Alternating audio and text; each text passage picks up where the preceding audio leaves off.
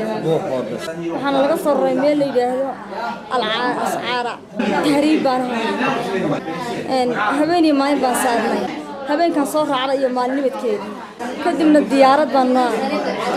nagu soo wareegtay dhowr jeer kadibna markay nagu wareegtay diyaaradii dhowr jeer bay nagu soo noqnoqotay ani markaa ma garanayn waana sawiraysaa baa la yidhi sawir baan arkay wax wacwacleen kadibna habeennimadkii markuu habeenkii dumay ay adigu ahayd ilaa iyo 8 nimo bay rasaas nagu bilaabatay kadibna xaggaas bay naga soo bilaabatay rasaas ma arkayn laakiin diyaaraddu markay ku fadhiisanaysay markii hore waan arkayn kadibna rasaastii xabad ay markii hore ahaayeen markii dambena hub waaweyn baa naloo adeegsaday dad badan baa ku dhintay aniga markay lugta lowga xabad igaga dhacday meeshaan ka gurguurtay waxay ahayd naaqruudaha agtiisa meyd fara badan baa yaalay meesha aad loogu dhintana way ahayd kadibna waxaan isii meeshan intaan xabadda kugu soo gaarin ka gurguuro doonta dhinaca kale khaanadani gurguurtay baan ka dhacay anigoo gurguuranayaan iska tuuray dhinacii kale markaan iska gurguurtay dhinacaan ka soo tagay iyo dhinacii aanu maxay labada meyd baa safnaa kadib lugtaas midig xaggan xigta buu qori weyn igaga dhacay kadibna lugtii laba way kala gooday bas bartii baan ku dhacay meydka dhakadiis habeen bay soo baxday 7 saac habeen ama kowdii waxaan ahay 143 qof rag baan badnay waliba dhalinyaro aniga daadayda ciyaalka waxaan ugu jiray 4 waa 3 gabdhood iyo wiil horta laba waxay jireen 3 sano aywa mid gabarna waxay jiraado 12 wiilkan wuxuu jiraado 13 waxaan soconay habeenkii oo dhan baan soo soconay ilaa iyo maalintii intii dambe deetana 12kii ama duhurkii markay salaadii duhur iyo diyaaraduna soo dhaanagoo doonta saaran markaasaan waxaan ku qaylinaa waxaan naxnu Soomaaliya inta kor u istaagnay kabacdi waan iska soconay way naga tagtay safarkeeni ma iska sii wadanay intii sawirtay habeenkii markay 1 saac oo habeen yey duqeynta ugu bilowday markaas waxaan ugu bilowday gantaalada ay soo ridaysay diyaaradda helicopter bay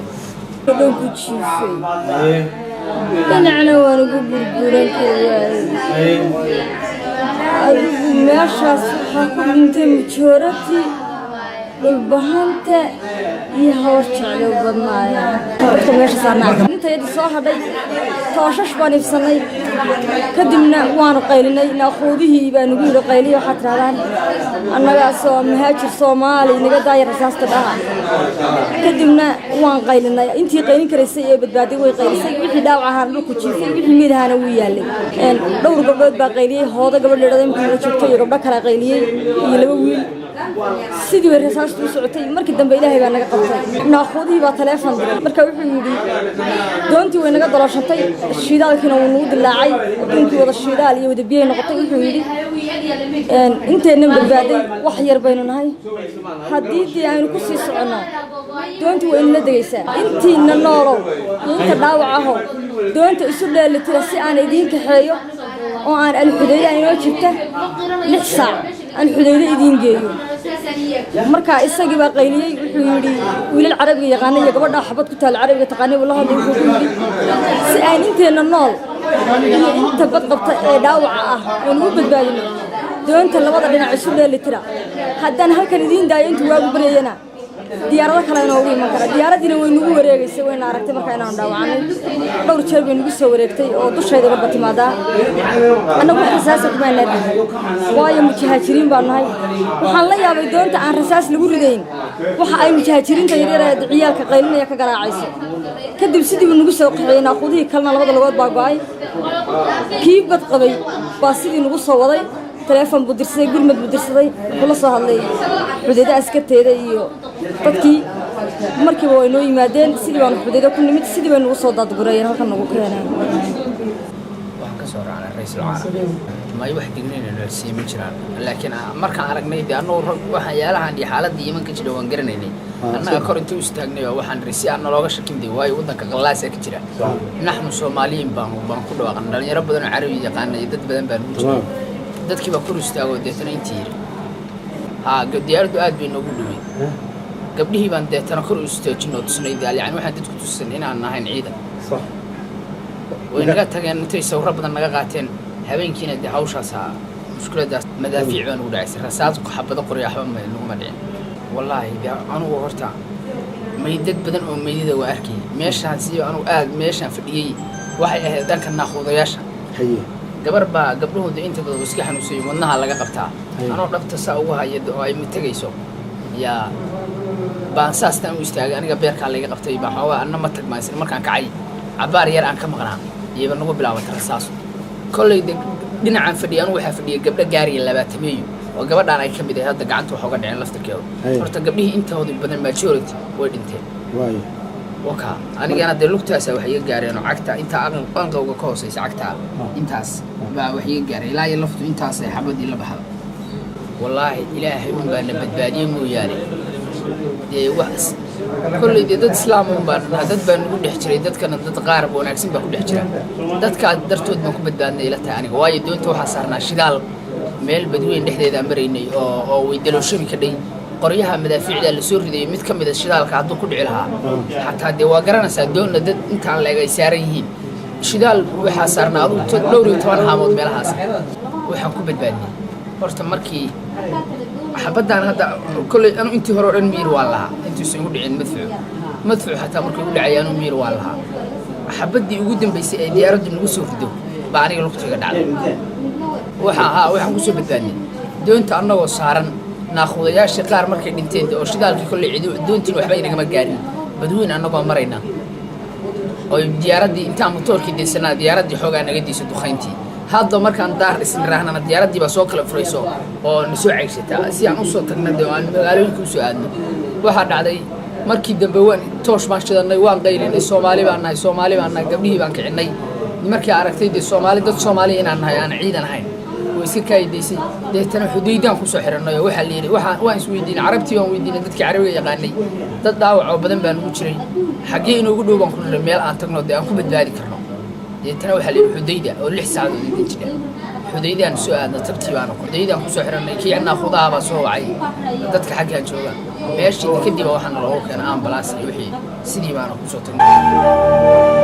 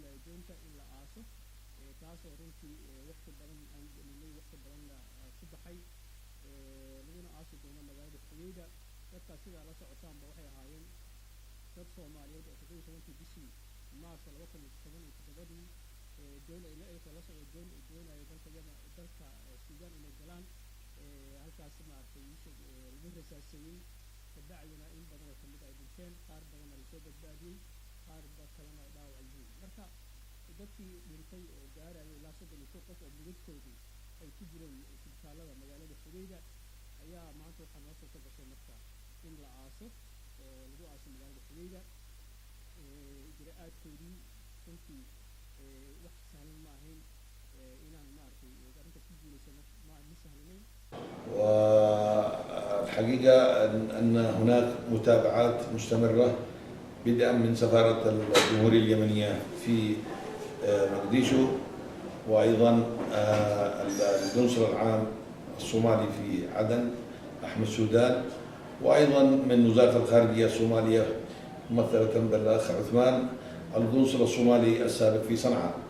كل تلك الاتصالات أثمرت وتم التواصل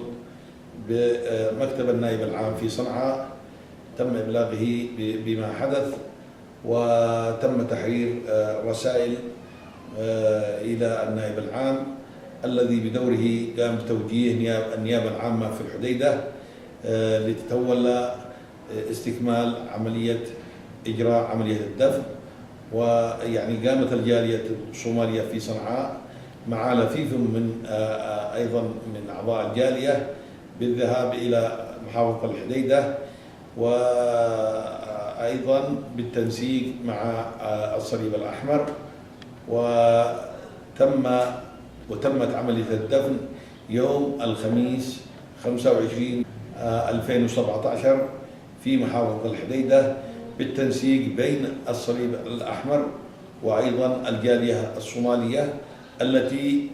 شاركت في عملية دفن الجثامين.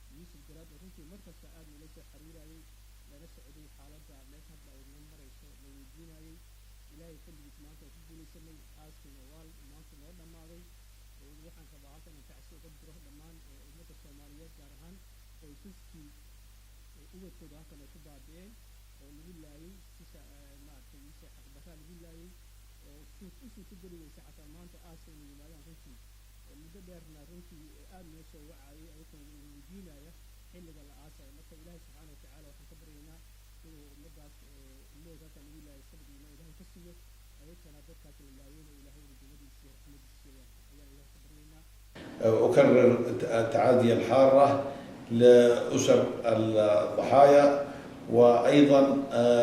أتمنى الشفاء العاجل لجميع الجرحى الذين يعني أصيبوا جراء الحادث. Soomaaliyeed oo shabaab ahaa oo lagu laayay halkaas oo dadkaasi oo muddo badan talaagad ku jiray maalinka maanta damiirkana waxa weeye waa damiirkana aad macnaha maartay bari u yahay maadaama aan dadkaas ka soo bixinay talaajadii oo aasnay. waxaana u shukreynaa qof kasta oo nagala qayb qaatay aaskan iyo hawlihii dhaawacay iyo hawlihii dadkii xabsiga ku jiray sidii looga saari lahaa. waa qofka ugu horeeya oo macnaha maartay aad looga saaciday waxa weeye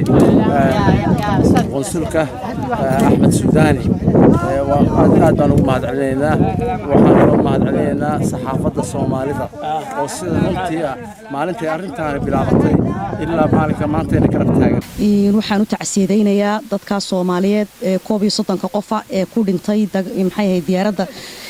ku duqaysay badda Yamanta. ilaahay uu naxariisto, ilaahay samariye iimaana ka siiyo waalidiintoodii, ehelkoodii, qaraabadoodii, asxaabtoodii iyo dhammaan dadka Soomaaliyeed. waxaan kaloo maxay ahayd hambalyo u diray dadka maxay ahayd jaaliyada Soomaalida, qunsuliyadda Soomaalida ee Cadan ee juhdiga badan ku bixisay ee xitaa annagana soo maalgelisay halka ku nimideen meydka kaga qayb galay. anigu waxaan ahay Nuur Cabdimataan, waxaan ka imid Qayda, waxaan u imid gabaraan adeer u ahay Faadumo Xasan Cabdimataan oo maaragtay doonida ku dhimatay. ilaahay ha u naxariisto, ilaahayna jannada ha geeyo. dadka Soomaaliyeed oo meesha lagu aasayo soddonkaana ilaahay samiriya iimaanna nala ka siiyo. sallallahu alayhi wa sallam. halkan waxaan tacsi tiiraanya looga dirayaa ummadda Soomaaliyeed meel kasta ay joogto oo maanta u joogno geeridii ku dhacday dadkii shabaabka ahaa ee muhaajiriinta ahaa ee gacanta ka gardaran ay ku laysay badda dawladda Yemen. sidaa darteed waxaan tacsi tiiraanya loo diraynaa ummadda Soomaaliyeed gaar ahaan ehelkii ay ka geeriyoodeen.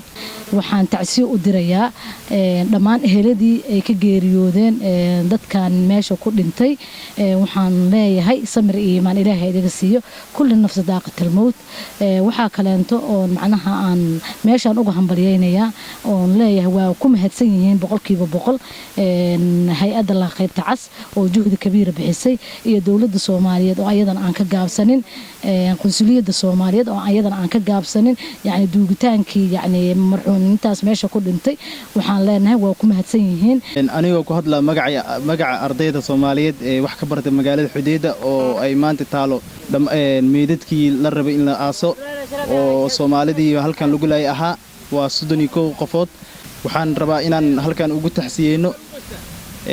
Soomaalida dhamaan sidoo kale eheladii iyo qaraabadii dadkii ay ka geeriyoodeen waxaan leenahay sabar iyo iimaan Ilaahay idinka siiyo sidoo kale maanta oo ay bishu tahay 25 May waxaan joognaa Xudeeda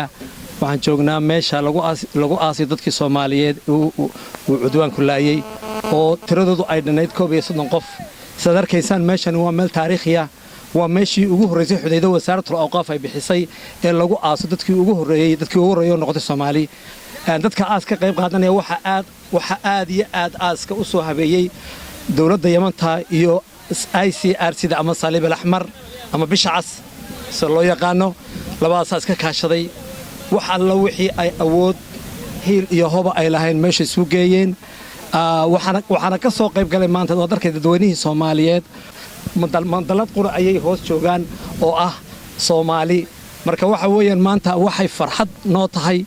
in aan dadkayagii ku dhintay badda annagoo Soomaaliya oo iska warqabna aan ku aasno halkan qof kasta magaciisii iyo qabrigiisii iyo meeshuu ka soo jeeday waxa weeyaan waxaan aad iyo aad mar labaad ugu mahad celinayaa dawladda Yamanta oo ka qayb qaatay si weyn iyo nimanka hogaamiya qaybtan ah xagga Soomaalidana qunsuliyadda Soomaalida oo horseed u yahay Suudaani oo jooga qunsulka caamka ee Cadan Suudaani oo aad iyo aad hawlahan meesha ka dhacaya tasiilaadkooga iyo hawshooda loo fududeeyay waxaan kaloo aad ugu mahadnaqaynaa Saliib al-Ahmar waxaan kaloo aad ugu mahadnaqaynaa dawladda Soomaaliya oo ah tii iska lahayd gundhiga hawshan maanta meesha ka socota halkan waxaan tacsi tiiraanley uga dirayaa eheladii iyo qaraabadii iyo ummadda Soomaaliyeed dhammaantood ay ka geeriyoodeen dadka marxuuminta maanta halkan ku aasano 17 bishii saddexaad ay ku dhacday duqeynta ilaahay uu naxariisto ehelkeena samir iyo iimaan ilaahay ka siiyo waxaan kastoo u mahadnaqnaa cid kasta oo Soomaaliyeed oo ka qayb gashay arrintan oo dadaal samaysay kuwa xilka haya iyo kuwa aan xil haynba aad iyo aad baan ugu mahadnaqaynaa inna lillahi wa inna ilayhi raaji'uun maanta waxaan joognaa magaalada Xudeeda annagoo ka nimi Sanca waxaana u nimi dadka walaalaheena ee halkaa lagu laayay ee diyaaraduhu ku garaaceen magaalada Xudeeda bishii saddexaad 17keedii 2017 dadkaas oo ahaa 31 qof geekanta ma in roogna duugtii oo dadkii Soomaalida ahaayeen oo la ka baabi'iyay iyo safar eeyin oo la ku dugay badii Xudeeda meelan dhow maylana ilaahay subxaanahu wa ta'aala allah ha naxariiso dad shuhada oo si gardarhe ee dhamaay ilaahay de ummadda Soomaali dhammaan baday sabar iimaan la haniisiyay oo gaar ahaan de ehladii iyo nootooda aqaaribtii oo ka baxeen waxaan dadka oo Xudeeda degan dadkii waa ka xumaanay walaalaheen oo dhibaatada ku dhacday waa ilaa maalintii dhinteen ilaa hadda waa maaragtay murugaan haysay maanta insha alxamdulillah waa la duubayaa maanta ilaahay maaragtay jannada ha ka waraabiyo intii ka qayb gashan ilaahay ajir iyo ha ka siiyo